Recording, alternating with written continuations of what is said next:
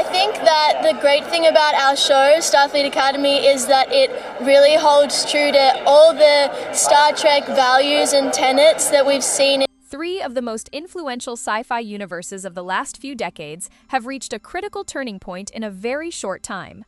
Star Wars, Doctor Who, and Star Trek have each released recent entries that didn't just divide audiences. They triggered cancellations, leadership changes, and major shifts in direction across their franchises.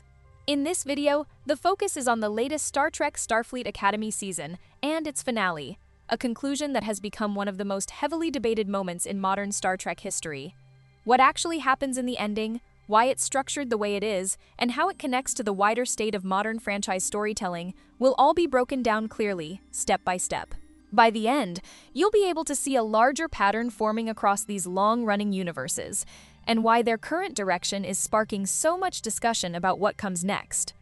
Within just under 2 years, 3 franchises that were the absolute bedrock of pop culture and science fiction fandom have met what can only be described as their definitive end. Star Wars, Doctor Who, and Star Trek, each one controlled by a major corporation, each one handed to creative teams who demonstrably did not respect the material, each one given a kill shot. For Star Wars, that was The Acolyte, Kathleen Kennedy's vision for Disney Star Wars in its final form. For Doctor Who, it was Series 15, Russell T. Davies' Doctor Who in his final form. And for Star Trek, it is Starfleet Academy, Alex Kurtzman's Trek in its final form. All three have a notable list of shared characteristics. Excessive messaging aimed at a younger audience that, by every available metric, did not watch. A clear disdain for the canon established by the people who built these franchises. Open hostility toward the core fanbase that made them culturally significant in the first place. Writers and directors hired based on identity credentials over demonstrated storytelling ability. And across all three, in a genre that has historically produced some of the most complex, morally nuanced male characters in fiction, not a shred of meaningful masculinity to be found. The Acolyte was cancelled, Doctor Who Series 15 was dropped by Disney, and the BBC is currently struggling to find a new Doctor. And Starfleet Academy, despite being the worst performing of all three, somehow has a second season already confirmed. That last point tells you more about Paramount's current state than any press release could. What Starfleet Academy actually is? Star Trek. Starfleet Academy takes place in the 32nd century, 1,100 years in the future. That distance from established canon was, theoretically, a creative asset. No continuity constraints. Total freedom to build something new. What Kurtzman and his team produced instead is a show that looks and feels like a CW drama that occasionally remembers it's supposed to be set in space. To understand why it takes place in the 32nd century, you need to understand something called the Burn, a plot development from Star Trek Discovery that the vast majority of viewers will not know, because the vast majority of viewers did not watch Star Trek Discovery, which is not a coincidence. In brief, a young Kelpian alien, due to in utero exposure to dilithium radiation, molecularly bonded with dilithium at the cellular level. When this child cried for his mother, every dilithium-regulated ship in the known galaxy exploded simultaneously. This destroyed the possibility of interstellar warp travel for the Federation for over a century and destabilized the entire galaxy. That is the foundational premise the show builds on. A child's emotional distress caused a universal catastrophe. The show's acronym is STD. The overarching plot of that show was called The Burn. That is not a joke. The Burn also destroyed Kronos, the Klingon homeworld. Combined with Romulus and Remus having already been destroyed in the Abrams timeline, Starfleet Academy is operating in a universe where both the Klingon Empire and the Romulan Empire have been reduced to diaspora and immigration allegories. The Vulcans, for reasons barely addressed, are also no longer called Vulcans. The Federation has been rebuilt, relocated from San Francisco to Beta Z, and is running a rebooted Starfleet Academy aboard a ship whose design has been compared, charitably, to a dreamcatcher and, less charitably, to a vagina. The cast of Starfleet Academy has been assembled with clear intent to represent the broadest possible range of identity categories while delivering the thinnest possible character development. These are the names that will be placed alongside Kirk, Spock, Picard, Data, Sisko, Janeway, and the rest of the canonical pantheon. They will not survive the comparison. Caleb is the Gary Stu protagonist, the male equivalent of a Mary Sue, good at hacking, good in a fight, good at debate, good at most things, and defined primarily by his absent mother and his lack of interesting flaws. His mother is played by Tatiana Maslany, an Academy Award-winning actress who is somehow given less compelling material here than she had in She-Hulk. Holly Hunter plays the Chancellor of Starfleet Academy and Captain of the USS Athena. She is over 400 years old. The actress chose to portray this by sitting on chairs, couches, and davenports in ways that suggest either profound enlightenment or a serious medical condition. The show frames this as her being a free spirit, unbound by patriarchal Starfleet tradition. Her first significant contribution to the plot involves growing an empathy fungus. She is also, simultaneously, an activist. Laura Thok is the drill instructor. Half Klingon, half Jem'Hadar. Two things that cannot biologically coexist within established Star Trek canon, as the Jem'Hadar are a genetically engineered, traditionally male species bred in pods with no reproductive capability. The show does not address this. She conducts push-up drills and is in a relationship with Tingro, a returning Discovery character who plays herself in every scene.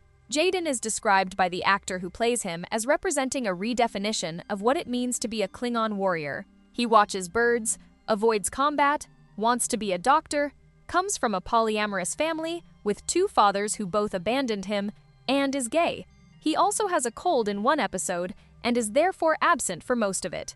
Sam is a sentient hologram, 4 months old, programmed to appear as a rotund 17-year-old with neurodivergent traits. She does not need to eat, but tries to. She does not need to breathe, but blows bubbles when submerged underwater.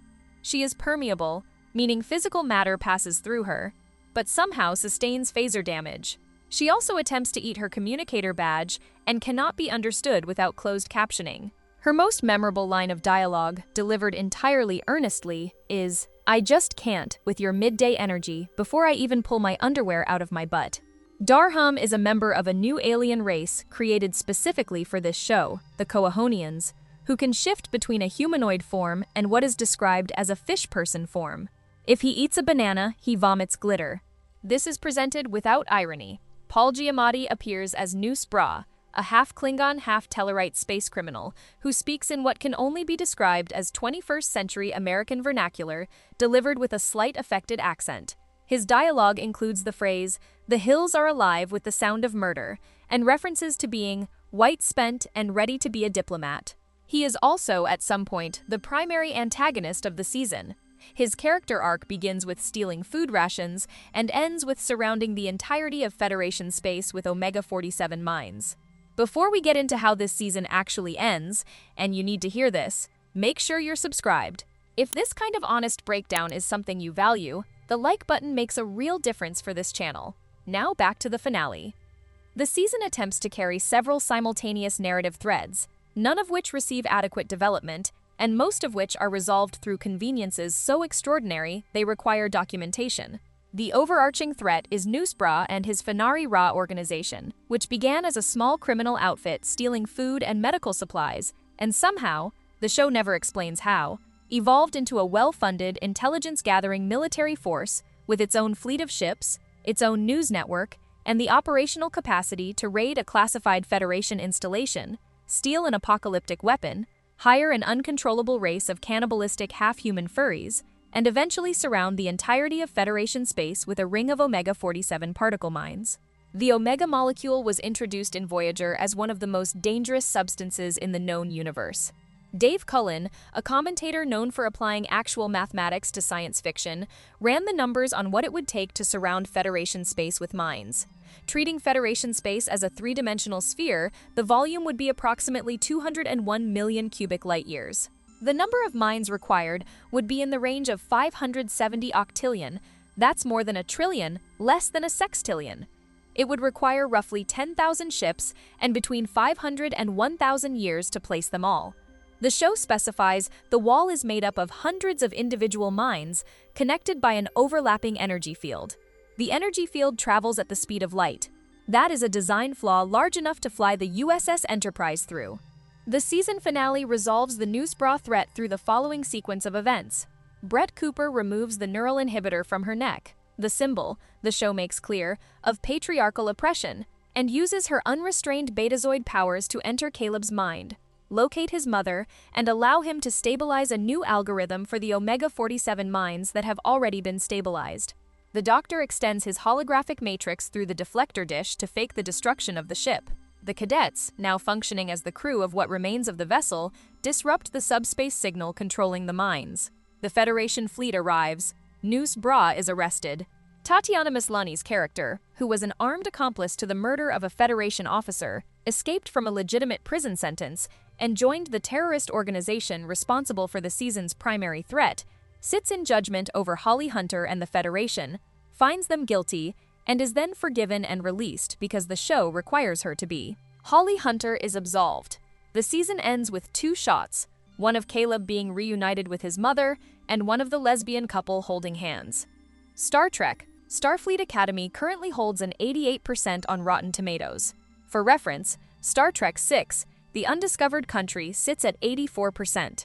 Star Trek II: The Wrath of Khan sits at 87%. The show that most of these critical endorsements are elevating above the 2 most celebrated Star Trek films of all time is a show in which a sentient hologram attempts to eat a communicator badge, a Klingon wears an evening gown, and the universe is saved by a feminist empowerment scream.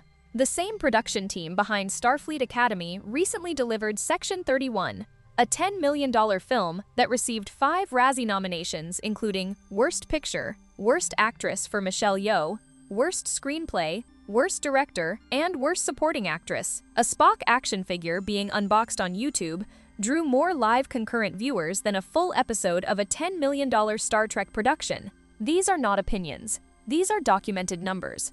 The damage to the Star Trek franchise under Alex Kurtzman's creative stewardship is, at this point, comprehensively cataloged. The Romulan Empire has been destroyed. The Klingon Empire has been destroyed. The Vulcans have been renamed. The Federation has been relocated. The canon of The Next Generation, Deep Space Nine, and Voyager has been selectively rated for nostalgic set dressing while being stripped of the thematic integrity that made it matter. Benjamin Sisko has been transformed into a deity figure used to lend emotional weight to a neurodivergent hologram's hero's journey. The Jem'Hadar have been given reproductive capability for the purpose of creating a lesbian drill instructor. Klingon warriors watchbirds. The Star Trek franchise launched with a simple, profound premise that humanity's future is worth exploring, that difference is a source of strength rather than division, and that the greatest challenges we face, moral, philosophical, scientific, are worth meeting with intelligence and courage. Gene Roddenberry understood that science fiction is not really about the future. It is a lens through which the present is examined, and the examination requires rigor, craft, and genuine engagement with ideas. The writers of Starfleet Academy have publicly stated their goal was to bring in new young viewers who found Star Trek too science-y and too techy, while still, somehow, honoring what existing fans love about it. They accomplished neither. The new viewers did not come. The existing fans left. What remained was a product designed for an audience that does not exist, built from the bones of a franchise that served an audience that very much did. The Acolyte was canceled. Kathleen Kennedy is leaving Lucasfilm. The first Star Wars theatrical release in 6 years will be an extension of The Mandalorian, a show that worked precisely because it respected the mythology it was operating within. Doctor Who Series 15 was dropped by Disney. The BBC has confirmed a Russell T Davies written Christmas special and is reportedly having difficulty finding a new Doctor. The future of the show is, at minimum, uncertain. Star Trek has Starfleet Academy Season 2 confirmed. Strange New Worlds Seasons 4 and 5 are in development, reportedly rushed into production before questions about Kurtzman's employment status could be officially raised. Paramount has 2 feature films nominally in development. What those films will be about, or who they will be made for, has not been articulated with any coherence. The fans who spent a decade raising flags about the direction of all 3 franchises were mocked, dismissed, and labeled as bigots by the very people destroying the properties they were defending. The corporations that owned these franchises treated that fan base as an obstacle rather than an asset. And now, having burned through the goodwill accumulated over decades, those same corporations are going to need those fans to come back. There is a fan film, Star Trek Unification, that many within the Star Trek community have identified as the true farewell to the franchise as it was.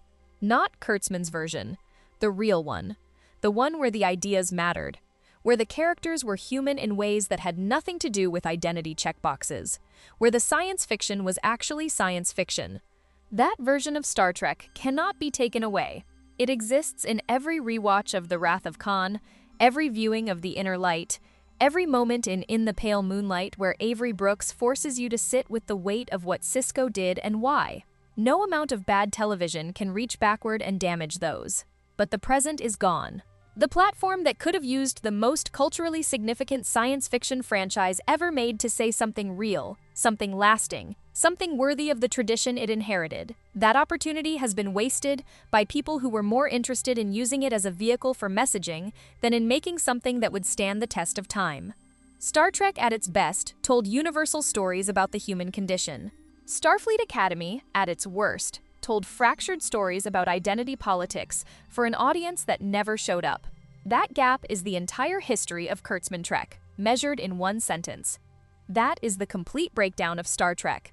Starfleet Academy Season 1, the worst Star Trek ever made, and a significant marker in the decline of 3 franchises that deserved better. Drop a comment below, do you think Star Trek can be recovered from here, and what would that actually require? We read every comment. Like the video if this delivered. Subscribe for more honest, detailed Hollywood and franchise coverage. New content dropping regularly. We'll see you in the next one.